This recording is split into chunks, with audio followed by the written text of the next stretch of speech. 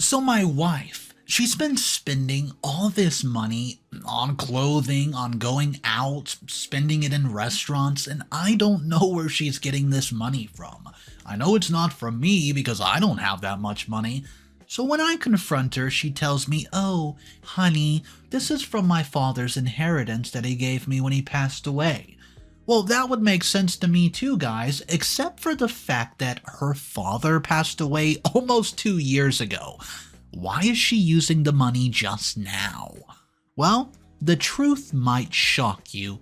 I never thought that someday I'd be posting a story that feels like it came straight out of a soap opera.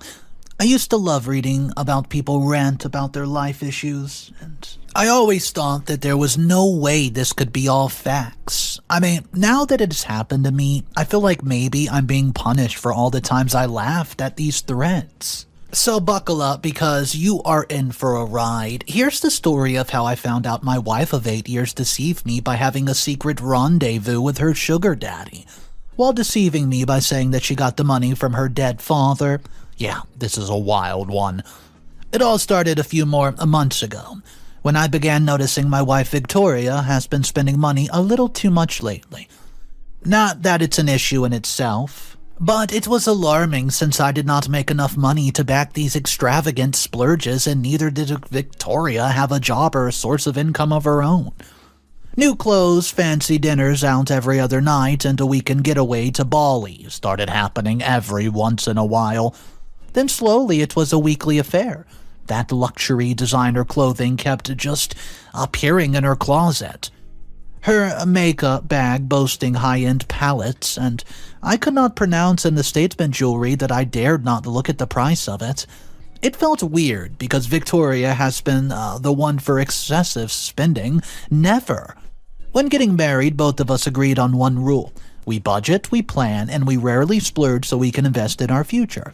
I mean, we were already in our mid to early 40s, not teenagers with the windfall. Well, we had agreed to save and provide a better, more fruitful life for our 2 children, Rory and Jack. So when she started spending more like crazy, naturally I was a bit curious. On our usual Saturday night dates, which we did every other week since we started dating, and even after we got married, I casually asked her about it. I said, "Honey, where did all this extra cash come from?" At first, she brushed it off and changed the topic by talking about her recent girls' night. But I decided not to let it go, so I brought it up again.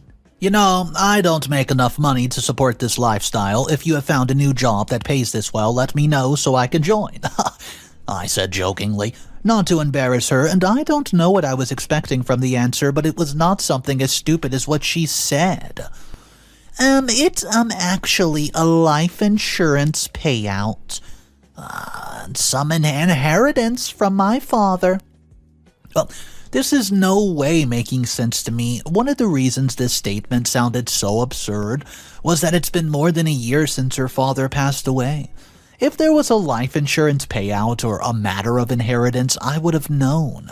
Victoria did not have other siblings, and there's no way she could have handled it all by herself without telling me anything. What was more fishy was that her dad was not exactly the responsible policyholder type.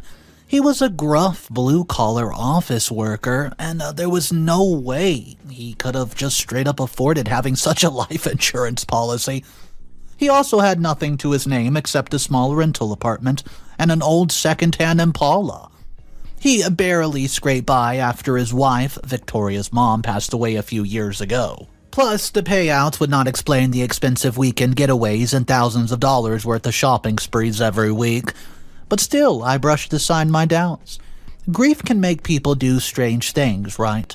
And the thing was, I was madly in love with Victoria. She was the mother of my children. The most beautiful woman I've ever met, and most importantly, a partner I trusted more than anyone else in this world. Well, you know, never in my wildest dreams had I thought that behind her innocent, trustable face would be such a cunning, deceitful woman who would be doing anything for money. Anyways, my suspicions about Victoria's extravagant shopping splurges and girls' trips took a back seat when my sister-in-law Shelly dragged my brother Erin to the court, to file for divorce and accused him of cheating on her. Here's a little bit of a backstory on Erin and Shelly. So, Erin and Shelly were the picture-perfect couple and have been married for 15 years. They met in college, fell head over heels, and built a beautiful life together. Erin, with his outgoing personality, climbed the ladder inside of the tech world, becoming a successful entrepreneur. Shelly was always graceful and stylish, became a well-known interior designer. They absolutely had it all, a sprawling mansion in the suburbs, 2 luxury cars, and 2 adorable children, a daughter, Chloe, and a son, Ethan.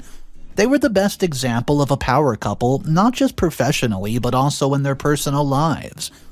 Beyond their successes, Erin and Shelly were the life of the party.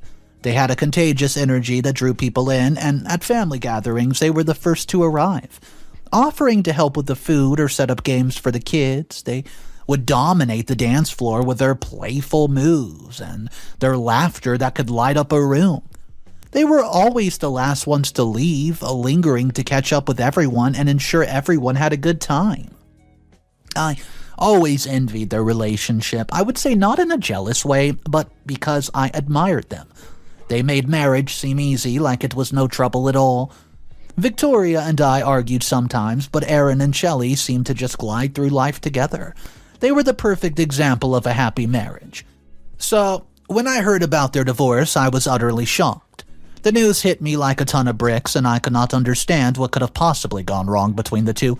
They seemed to have it all, the money, the success, and the perfect family. The worst part was that this news came right when I was already suspicious about all the money Victoria was spending all of a sudden. It felt strange, like a puzzle piece that would not fit anywhere. My mind kept going back and forth, wondering if maybe Victoria's extra money had something to do with Erin and Shelly's sudden divorce. The idea was crazy, I knew it. Erin and Victoria barely talked to each other. They only really said hi and made awkward small talk at family events, mostly about the weather or how cute Chloe and Ethan were getting. Moreover, it was none other than my beloved wife and big brother that I was talking about. Erin, the guy who taught me how to ride a bike, the one who always had my back in childhood fights, the one who gave the most embarrassing but undeniably hilarious best man speech at the wedding. There's no way in this world that something like this could ever happen.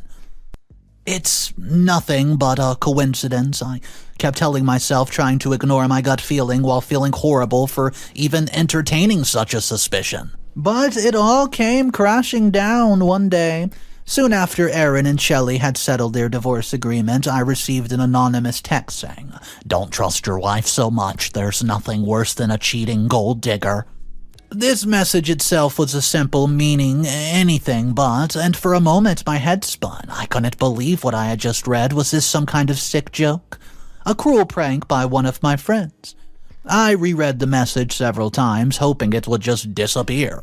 But it was there, stark and accusing on the screen of my phone. Immediately I called the number back, but it was turned off, and I tried again and again for days but got no answer.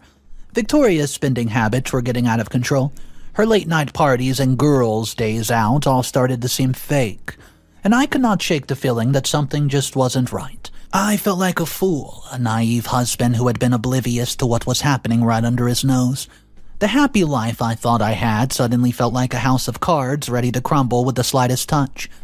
Torn between trusting my wife and brother or my gut feeling, I did what any self-respecting husband with a nagging suspicion would do. I snooped. Update number 1. Hey guys, thanks for the overwhelming support. The comments have been a roller coaster, but it's been incredibly helpful to hear different perspectives. So here's what happened after. The suspicions were not going anywhere, and I could feel myself flipping out on Victoria and my children over small things. I felt like I was getting distant from everyone, and it was clear that I needed a plan. Denial wasn't an option, and confronting Victoria without any proof could backfire spectacularly. I had to get smart, and there was only one way to deal with things. So, I started my investigation with the most obvious place. Victoria's purse. One evening while Victoria was, quote, catching up with a friend, I went through the purse. She usually takes shopping. Now, snooping isn't something I or Victoria ever condoned. We'd always respected each other's privacy, never checking phones or personal belongings, but this situation was different. It felt weird to do. It felt almost guilty. Like I was stealing something, but I reminded myself that this time it was my family at stake and I had to do anything I could to save it. Well, her purse was full of shopping receipts. Boutiques I did not even recognize, fancy restaurants I could not afford to take her to on my salary, luxury spa treatments. The list went on, and the prices were staggering, way beyond anything Victoria could afford on her own. The receipts offered no clues, no names, and no sender information. Determined to dig deeper, I started paying close attention to Victoria's phone calls. They were mostly brief, generic conversations with friends and family, but a few times she would receive these calls from unknown numbers, and her voice was dropping to a hushed whisper during these conversations. The next step was obvious, the bank statements. Our finances were usually intertwined in a joint account for household expenses and separate accounts for personal spending.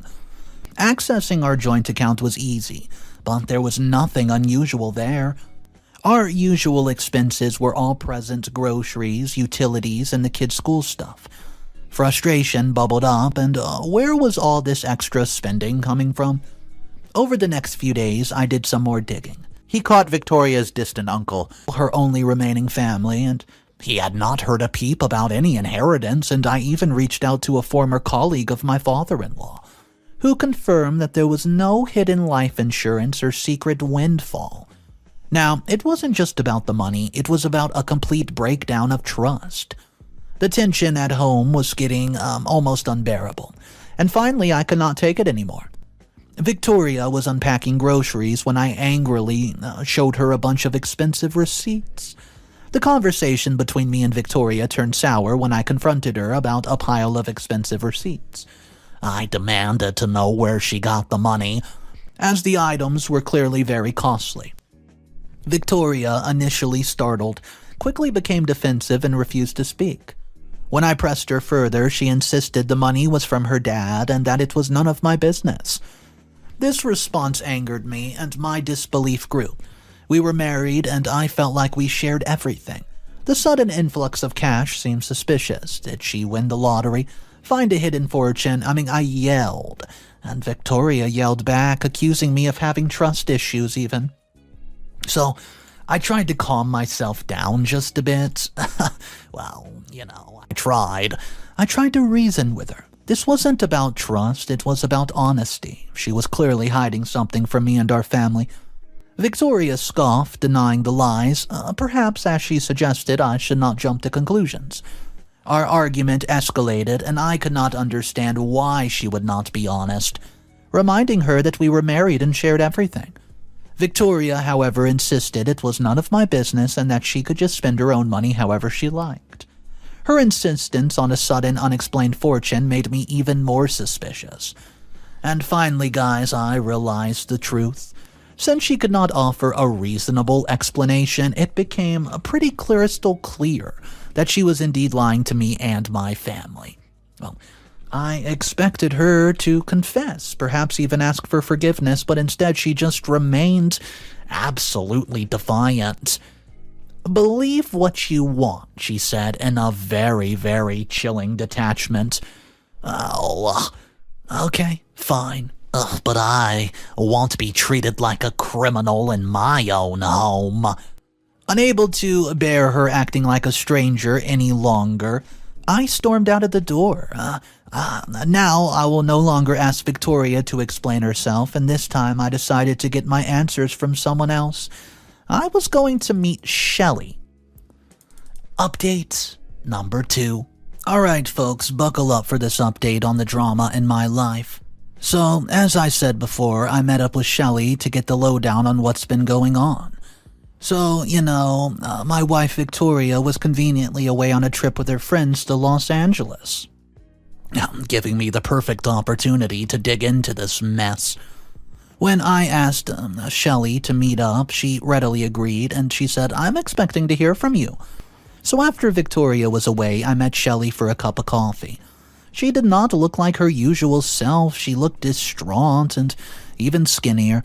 It broke me to see her like this, so I just approached Shelly, hoping to understand the sudden tension between all of our families. Despite not being close friends, we held mutual respect, and she wasted no time bluntly informing me that my wife and her husband, who was also my brother, were having an affair. Shocked and confused, I questioned what I just heard. Shelly, however, remained direct. She revealed that my wife Victoria, her husband, and my brother Erin had been seeing each other in secrecy.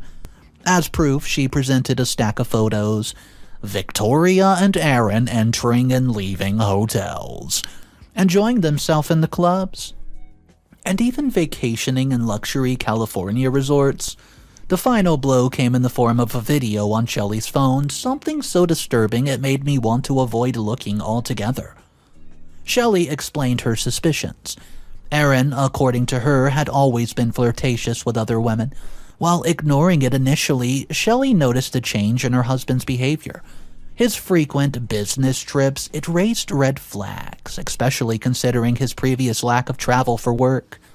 Additionally, Erin's newfound attention and affection, expressed through dinners and shopping sprees, felt strangely out of character. These sudden gestures struck Shelly as fishy. Driven by suspicion, Shelly hired a private investigator to uncover the truth. The results were devastating, a betrayal beyond her wildest nightmares. She revealed that Victoria had always seemed absolutely envious of Shelly's possessions, often borrowing clothes, jewelry, and bags without returning them. So despite this, Shelly held on to the idea of them being like family. Overlooking Victoria's constant requests were made under the assumption that her husband could not fully provide.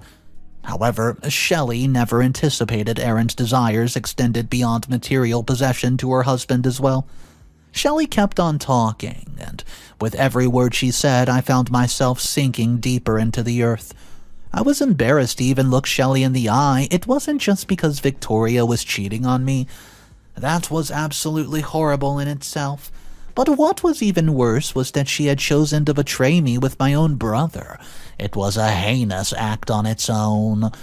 Wow. Now, I guess you can say the question is, what do I do? Expose them? Blast their infidelity from the rooftop? Part of me wants to unleash a social media hurricane and let everyone know that they're lying snakes that they are.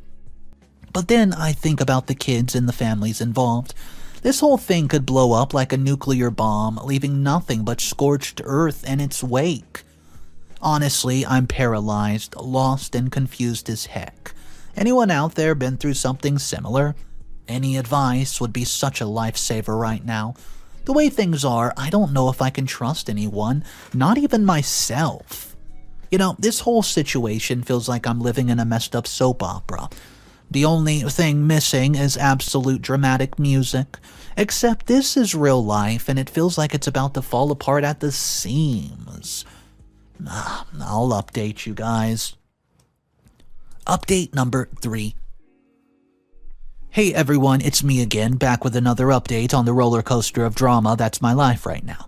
So after getting hit with the bombshell about Victoria and my brother, I've been doing a lot of thinking. And let me tell you, it's been a wild ride. I couldn't just sit around and do nothing, you know. I had to do something about it. So I came up with a plan. A way to expose the betrayal and hopefully get some closure for myself in the process. I decided to throw Victoria a birthday party. Yeah, sounds crazy, right? But hear me out. I wanted to do something big, something that would catch them off guard, so I went all out and got everything ready. Decorations, food, everything. And that's not all. I made sure to gather everyone who mattered. I mean, friends, family, you name it. But the real kicker. I had a little surprise waiting for Victoria. You see, amidst all the birthday festivities, I slipped something into her gift. A set of divorce papers. Yeah, you heard me right. I was done with their lies and betrayal, and I was not going to just stand for it anymore. Finally, after the cake was cut and the obligatory happy birthday sung, I cleared my throat and the clanking of glasses falling silent. Everyone, thank you for coming tonight. Victoria, this is for you. I reached into my pocket, pulling out a small velvety box, and her smile widened in anticipation. Instead of a necklace, the box held a folded document.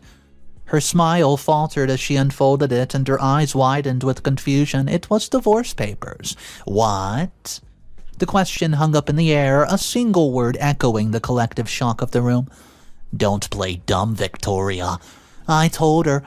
My voice laced with a dangerous calm. We both know the truth. Well, murmurs rippled through the crowd, and Shelly, her face pale but resolute, met my gaze for a moment. Erin scrambled to his feet, and his voice laced with absolute desperation. He demanded to know what truth I was referring to. However, before he could even pry any further, I cut him off with a raised hand, effectively silencing him. I then revealed the hurt of the matter, informing him that I was aware of his little affair with my wife, Victoria. The room erupted in gasps, confused, shouts of affair. What's going on? Filled the air. I did not wait for explanations. Pulling out my phone, I connected it to the projector that I'd secretly set up earlier.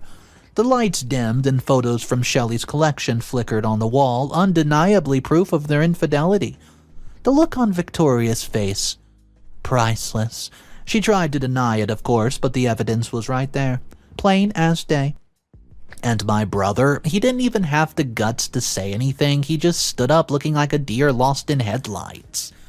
Was it messy, you ask? Hell yeah, it was. But you know what? It was also very, very liberating. I finally got to say my piece and put an end to all the lies and betrayal. And let me tell you, it felt pretty damn good.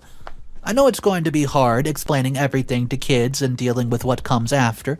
Maybe it wasn't the smartest move, but sometimes logic takes a back seat to raw emotion.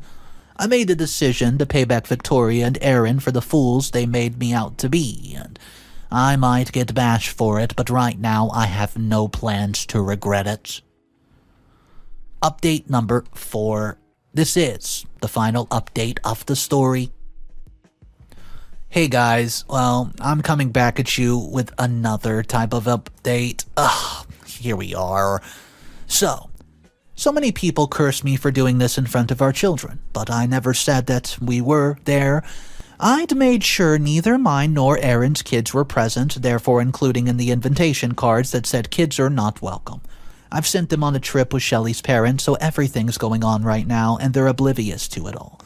Meanwhile, here's what happened after the party. Yeah, I kicked Victoria out and I packed her things myself and left them on the porch with a note and a spare key. The next day, Victoria and Erin, my brother, confessed. Yep, you read that right. They finally owned up to their mistakes. And then they started apologizing to me, to Shelly, to everyone, and at first it was via text message, as both of them was embarrassing themselves by apologizing in the family group chat. Then calls from Victoria and Erin began flooding my phone, but I didn't pick them up. Whether it was their sight or even a hint of their voice, I despised everything. Ostracized by everyone, Victoria and Erin took a different route as an attempt at a lousy apology. Well, one afternoon, a knock on the door shattered the pretty tense silence that had settled over our house. And Victoria stood at the doorstep with her face pale and drawn, and behind her a hesitant Erin shifted uncomfortably.